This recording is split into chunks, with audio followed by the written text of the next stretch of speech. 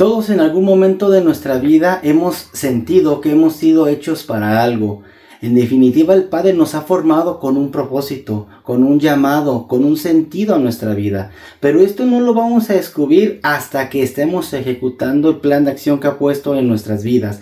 Esto es a través de la palabra. Y a través de esta vamos a ver los pasos que necesitamos caminar para poder hacer el llamado al cual el Padre nos ha consagrado. Y no solamente en un momento, sino desde la eternidad, desde el Olam. Desde el vientre de nuestra madre, el Padre ya ha puesto un propósito y un significado para cada uno de nosotros. Acompáñame a escuchar, a estudiar esta porción, la porción número 35, Nazó. ¡Comenzamos!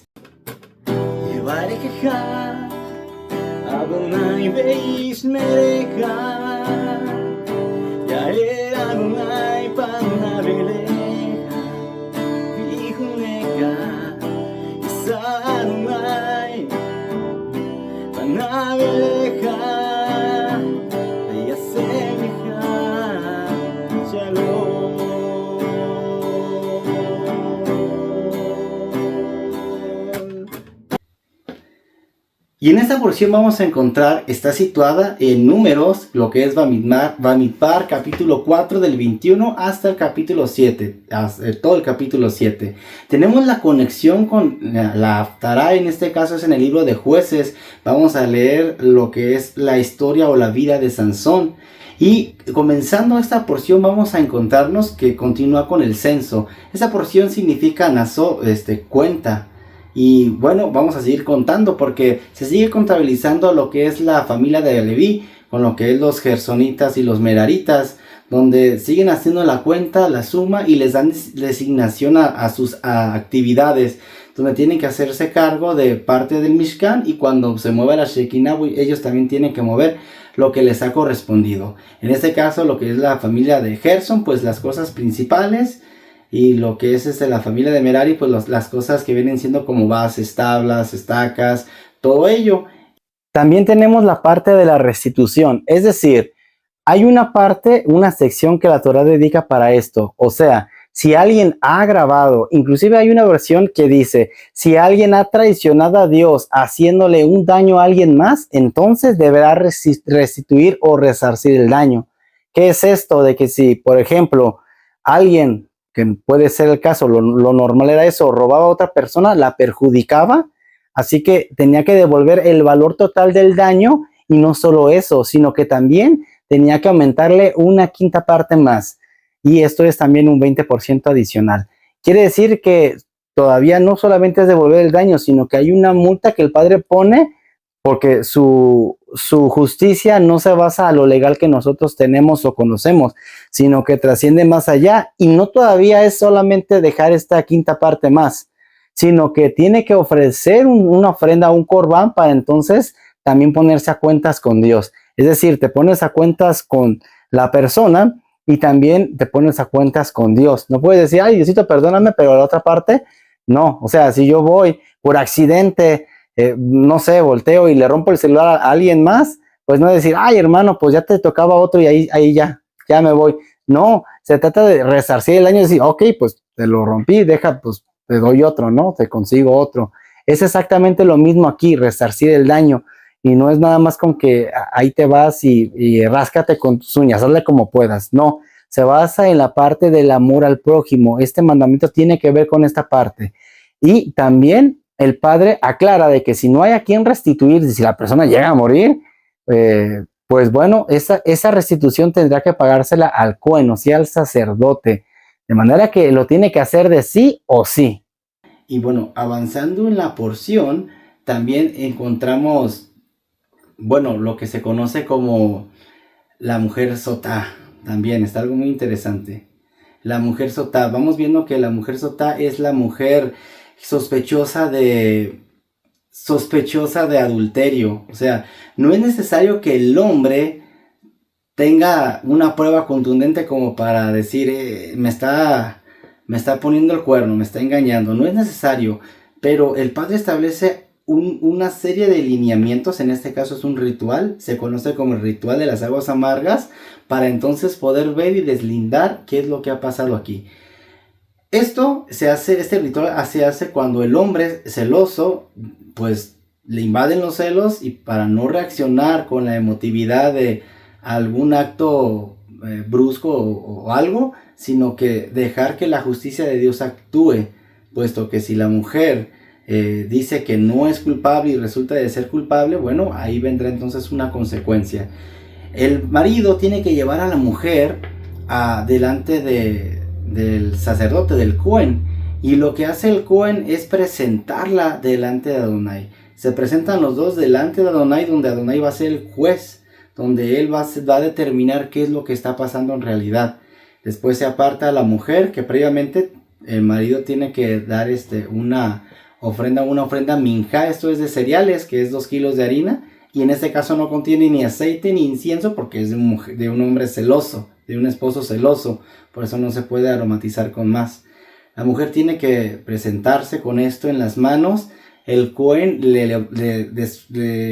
el cabello pues se lo hace, le suelta el cabello, sí, le suelta el cabello, y después de esto la presenta. Prepara las aguas amargas, porque esto es una combinación de agua de consagrar, agua dedicada, y también con tierra, o sea, del suelo del tabernáculo. Lo que hacen es esta mezcla. Después de esto, le dice a la mujer que tiene que jurar. O sea, si está en la posición de que yo no soy infiel, yo no soy adúltera, pues tiene que jurar. Pero no es cualquier juramento, es un juramento con maldición, o bajo maldición, mejor dicho. Donde si resulta que la mujer está queriendo pasar la autoridad de Dios, pues no va a poder. ¿Por qué? Porque esta maldición consiste en que si tú estás mintiendo y si eres infiel, si fuiste infiel a tu marido, con este marido con el que estás, pues se te va a llenar de tumores, las entrañas se te van a inflar, el estómago se te va a inflamar. Dice que también lo que es el muslo se te saldrá, se dislocará. El útero se empequeñecerá y la mujer quedará estéril, y además quedará como una muestra para todos, como una advertencia también. Quedará en deshonra. Y aquí está algo muy interesante, porque pues no era cualquier juramento. Y entonces hacen la preparación, presentan la ofrenda, el mecimiento. El Cohen toma un puñado de la ofrenda, lo avienta al fuego. Ya se hace el juramento lo anota el Cohen, pero en un documento.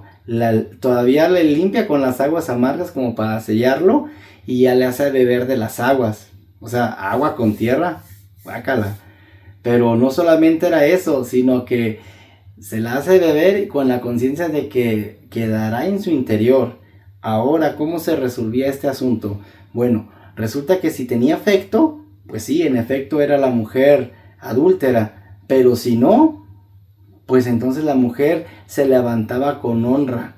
O sea, y además también quedaría también fecunda, podría ser bendecida con descendencia. Y esto no podía ser a la ligera, pues consecutivamente de esto vemos lo que es el voto del Nazir. En el voto del Nazir nos encontramos que también está ligado un poco a este ritual, un poco extraño de las aguas amargas.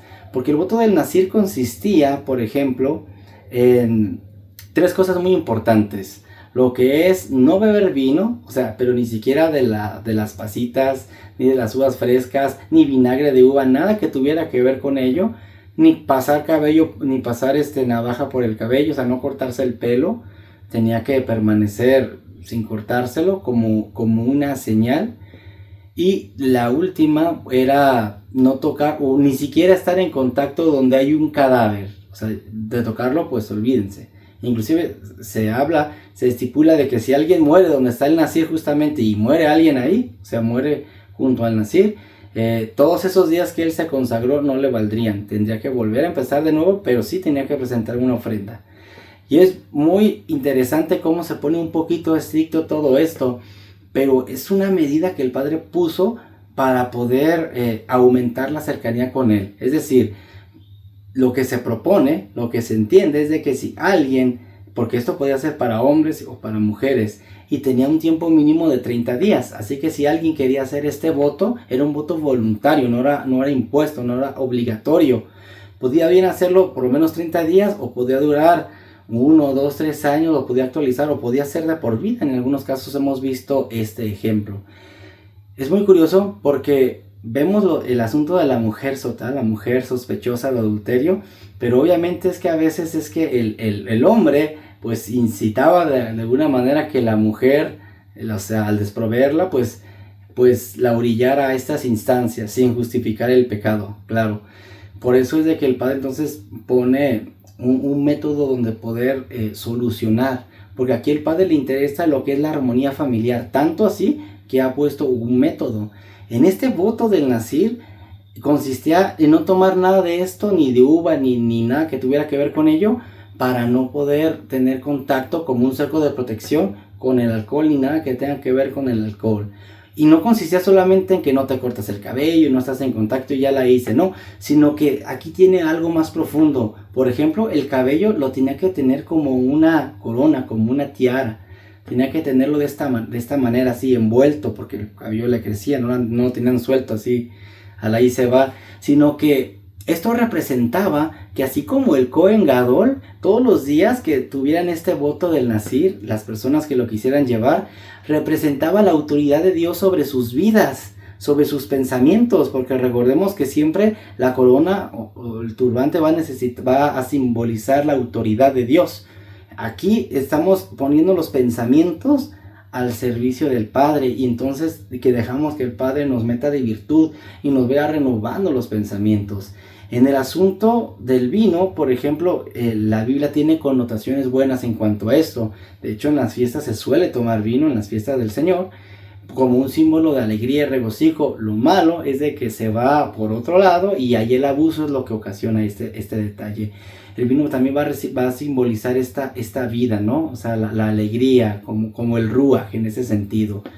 Pero también el Padre nos da a entender que nosotros lo ingerimos y esto viene por la boca. Entonces quiere llevarnos al entendimiento que es así como lo que ingerimos tiene que ver nuestra alimentación, así también como lo que hablamos, lo cual nos ayuda a ejercer un dominio propio para poder controlar lo que pensamos. Lo vamos a conectar con lo que decimos, con lo que ingerimos. Y esto está muy interesante, como el Padre nos lleva a controlarnos a través de este voto, porque no era algo tan a la ligera. Podía bien hacerlo cualquiera, pero tenía que tener estas características. Se veía algo como externo, pero en realidad internamente tu espiritualidad estaba sintiendo algo diferente y un cambio. Era para las personas que pasaban algún problema, por ejemplo, problemas con el alcohol, porque alguien con el alcohol tanto se envicia que no provee a su familia, que la descuida, y entonces vienen los demás problemas en el núcleo familiar. Esto es un cerco de protección también, pero también era para alguien que quería aumentar su santidad. Esa santidad podía elevarse porque esto hacía que se contactara con el Eterno, hubiera esta comunicación. Y también aquí va a haber algo importante. Esto de no tocar cadáver es profundo. ¿Por qué? Porque sí, ok, en lo literal pues sí, no estás donde hay un muerto. Pero más en lo espiritual simboliza el pecado, porque el pecado es lo que nos separa de con Dios. Entonces tenemos que estar fuera del pecado y estar evitando todo esto y consagrarnos para Dios. Entonces todos los días que estamos en este voto es como si fuera Shabbat todos los días. Es que todos estos días son santos para Dios. Así que estamos viendo que no era cualquier cosa. Y cuando acababa este voto, aquí pasaba algo que dice uno, ¿qué onda? A ver, ¿por qué? Si estás consagrado para con Dios todos los días, 30, 50, un año, 5 años consagrado, dedicado, y resulta que al final tienes que presentar entre las ofrendas una que es por el pecado, porque pecaste. Dices, ¿dónde está el pecado? El pecado, según los sajamín, los sabios, dicen que es por no disfrutar de lo que el Padre ha creado para vivir, de lo que el Padre ha hecho, como la naturaleza, las cosas buenas, y por uno no permitirse, o sea, por irse a un extremo y no haber hecho un equilibrio. De manera que también el Padre nos invita a que sí tengamos un control, un dominio y nos apeguemos a Él, pero esto se debe de ver reflejado en una familia también unida. O sea, no podemos llevarnos mal con el vecino, no podemos estar en desunión con alguien. Tenemos que buscar la paz y mantenerla en tanto no sea posible. Así que este voto siempre nos va a llevar a desafiar a algo. Al finalizar, la persona Nazir se cortaba el cabello, lo ofrendaba, o sea, lo llevaba al Cohen y llevaba pues unas ofrendas, entre ellos unos panes, una ofrenda minjá, una ofrenda olá, una ofrenda shelamín, o sea, ofrenda por la paz, ofrendas de paz y ofrenda que se consumían completamente. Y al final de cuentas presentaba la ofrenda y bueno, ya la persona era libre de esto y podía consumir vino, podía comer con lo demás, porque pues mientras estaba en este voto, aunque se le muriera un pariente, no podía ir, no podía asistir porque estaba en este voto. Y bueno, después de esto nos encontramos con la Birkat Kohanim. Eso es Kohanim, pues esto es la bendición sacerdotal, donde vamos a encontrar cosas muy interesantes. Aquí es, son nada más 3 versículos donde dice: Yevarejeja Adonai beishmereja, Yael Adonai panav eleja bijuneka, Isa Adonai panav eleja beyasem leja, Shalom. Amén. El Eterno les bendiga y les guarde. Haga el Eterno resplandecer su rostro sobre ustedes y haya de ustedes misericordia. Amén. El Eterno alza a ustedes su rostro y ponga en ustedes paz. Bueno, estos 3 versículos representan también las 3 etapas de la vida. Representan lo que es la niñez, la juventud y la vejez. Y cada uno de estos versículos da una característica que nos lleva a ellos. Pero aquí es muy importante que son 15 letras, las cuales nos da la contracción de Yud Hei. Y en el versículo 4 de este capítulo vamos a ver que dice: y pondrás mi nombre sobre ellos. O sea que al poner la bendición está el nombre de Dios. Y es el nombre de bondad, es Yud Hei Vav Hei. Y ahí vamos a encontrar su bendición, que de hecho abarca todos los tiempos. Por eso dice que es importante decirlos desde pequeños para que, o sea, la bendición sea prolongada. Pero la bendición de que te llega. Pero es importante porque cuando le contamos todas las letras son 60 y esto nos da la letra Sameh. Y es importante saber que la unidad va a ser un respaldo de todo esto. No podemos recibir una bendición si no estamos en unidad, si no estamos en Ejad. Por ejemplo, el pueblo de Israel cuando salía a pelear, peleaba como uno. O sea, los enemigos eran muchos, pero el pueblo era uno. Y era uno con Dios. De manera que tenían la bendición y podían vencer ante sus enemigos. Y es lo mismo que el Padre nos quiere hacer entender a nosotros. No podemos esperar una bendición cuando nuestra práctica es solo bendición, o solo maldición. No podemos esperar lo bueno cuando hacemos lo malo. O sea, es ilógico. ¿Cómo vamos a querer cegar? Ahora sí que misericordia, bondad y todos estos frutos, todas estas cosas, si no las empezamos a sembrar desde antes. Es una consecuencia. La bendición también es un portal donde quien hace la bendición, porque nosotros como padres de familia, quienes son padres de familia, somos sacerdotes de nuestro hogar y somos simplemente unos vasos que o unos recipientes que van a desbordar la bendición de Dios sobre quienes bendigamos. Entonces ahora es una responsabilidad también que tenemos nosotros ahora como sacerdotes de nuestro hogar, importantísimo. Luego también la porción nos habla acerca de las ofrendas que llevan los príncipes, las 12 tribus que presentan sus ofrendas. Y aunque eran muy parecidas, si las vamos leyendo eran parecidas, se asemejaban bastante, pero esto va a reflejar mucho con lo que ya hablamos acerca del conteo de los levitas.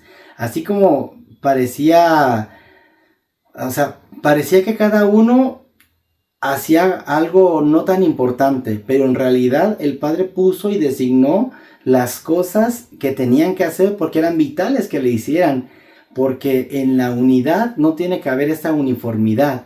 Aquí lo vamos a ver lo mismo con los príncipes, aunque hacían presentaban sus ofrendas y eran parecidas, en realidad tenían que ver con el carácter de cada una de las tribus, y nos está haciendo ver esto, que cuando uno puede jugar en equipo, por ejemplo, puede tener mejores resultados.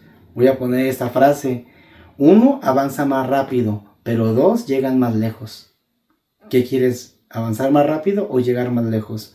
Pues un equipo es así. Un equipo puede avanzar, puede progresar, y nosotros como pueblo del Eterno tenemos que unirnos en Ejad y entonces avanzar, avanzar y avanzar. Y eso es lo que va a venir para nosotros. De hecho, el Salmo 1, cuando dice que serás bendecido, o sea, que dice que tú serás como un árbol plantado junto al río, ¿verdad? Que da tu fruto a su tiempo y su hoja no cae, siempre va a estar verde, siempre va a haber el fruto, porque estás conectado a la vid. Es lo mismo aquí, la bendición te lleva a avanzar. Y una bendición en grupo es algo tan impresionante que se derrama. Y voy a comentarlo así. El derramamiento de Dios, viene por su ruaj. En el caso de Sansón, para conectar con la Haftará, Sansón es un hombre que fue escogido desde el vientre de su madre. Su madre, o la esposa de Manoaj, era estéril. Pero llega el ángel de Jehová, llega Dios prácticamente, en una manifestación, y le dice que va a concebir un hijo, y le da las instrucciones del nacir: no vas a tener que comer nada impuro, no vas a tener que tomar vino, no vas a tener que cortarle el cabello a este niño, y este niño será dedicado. ¿Por qué? Porque vencerá a los filisteos, sus enemigos, porque ya los tenían varios años azotados, asolados. Y bueno, el padre da esta promesa mediante este niño, este bebé. Nace, pero él, en vez de hacer la promesa, se empieza a deleitar en sus cosas. Este hombre de Sansón, cuando sintió esos pequeños golpes, esos pequeños impulsos del Ruach para poder vencer a los filisteos, en vez de hacer la voluntad del Padre, hizo su propia voluntad y hacía cada coraje que desbocaba, se desbocaba. Y hacía pues que los enemigos de Israel cada vez se enojaran hasta más con ellos, porque en realidad no estaba haciendo una guerra, solo los estaba enfureciendo con cada berrinche que hacía este Sansón. Sansón se iba a las fiestas porque le gustaban las filisteas, así que obviamente pues tomaba vino, obviamente en las fiestas se emborrachaba, no era de que no, y obviamente andaba de mujeriego porque le gustaban las mujeres, iba y las filisteas, iba con una, iba con otra, y hasta se quiso casar con una, pero se enojó y se fue. Y cuando regresó, pues resulta que el padre de la mujer se la había entregado al amigo, y se enoja y va y prende a los zorros y prende los maizales y quieren agarrar a Sansón, y pues el pueblo le dice: ay, Sansón, vienen por ti, tenemos que entregarte, si no van a venir contra nosotros. Y total de que Sansón se deja aprisionar, ¿no? Lo tienen los filisteos y dicen: ahora sí, ya te tenemos. Pero ¿qué dice? Que vino el Espíritu de Dios, y entonces ahí es donde surgió un matazón que hizo este Sansón. Pero agarró ahí un cadáver, porque agarró un hueso, ¿verdad? Y tómala, que les da a todos. Pero ¿qué pasó? A ver, ya se había embriagado, ya había tocado cadáver. Cuando conoce a Dalila, pues al final de cuentas, ¿qué sucede? Le dice su secreto y dice que cuando se le cortó el cabello es cuando dice que se despertó, y cuando le dijeron: Sansón, los filisteos sobre ti, que se levanta. ¿Y qué es lo que sucede? Dice él, pero el espíritu, Sansón no se dio cuenta que el espíritu ya se había apartado de él. Quiere decir que era un símbolo para él el no tomar estas cosas. Como hemos visto, es más profundo el significado, es apartarse. Y es no solamente tener o saber hacer una apariencia, sino profundizarse en la experiencia del Ruach HaKodesh. Esto es el espíritu de santidad, para entonces poder lograr los resultados que el Padre quiere para nosotros. Así que nosotros tenemos esa responsabilidad de que vemos la historia de un hombre muy fuerte físicamente por el hecho de que venía el espíritu y podía derrotar a sus enemigos.